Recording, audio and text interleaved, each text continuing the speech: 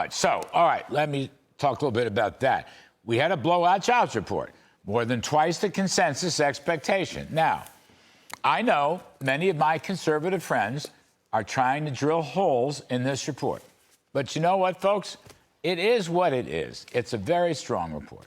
Not every economic stat should be viewed through a political lens. I've been in this business a very long time, and sometimes you just have to throw away the ballot box and just recognize the numbers. They are what they are. This was a very strong report. 353,000 gain in non-farm payrolls, a very big number. Prior 2 months revised up by 126,000, another big number. And the bottom line here is more Americans are working. And that is a good thing, no matter what your party registration is. Also a good thing, worker wages continue to improve. Average hourly earnings for production workers, a.k.a. middle-class, blue-collar folks, they're up 4.8% over the past 12 months. And you know what? Their rate of productivity, that is output per hour, a very important economic efficiency and growth indicator. Well, productivity rose 2.7% last year. That's a good number. So the workforce is earning its pay hike. Plus, over the past 3 months, inflation-adjusted real wages increased by 4.5%.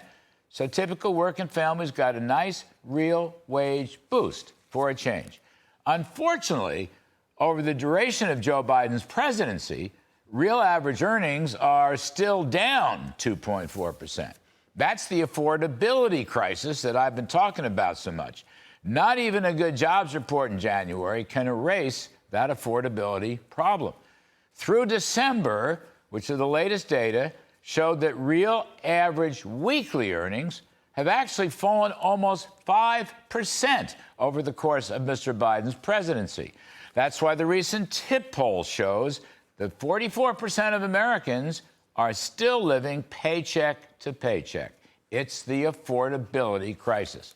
January's very good jobs report does not erase the fact that food prices up over 1/3, gasoline up nearly 30%, and the overall CPI up nearly 18%. A lot of big government Biden spending is behind all these numbers.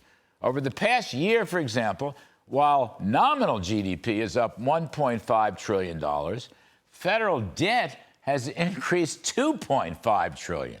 That is a lot of spending and borrowing. Last year's budget deficit was $2 trillion. This year's probably going to be over $2 trillion. So despite low unemployment and a resilient job market, the Bidens are still running a roughly 8% deficits to GDP number, which is unheard of in a peacetime recovery. Government spending in the new fiscal year is already up 8.5%.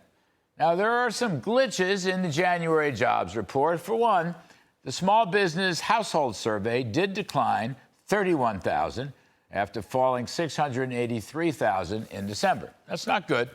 None of this jobs euphoria jives, by the way, with proliferating layoff reports. Challenger Gray, well, they report over 82,000 layoffs in January. Over 23,000 of that coming from the financial industry, another 16,000 from the tech sector, and over 6,000 from food producers. So the good number is the good number, but we will see if it is sustainable throughout the year. Meanwhile, a word to Wall Street.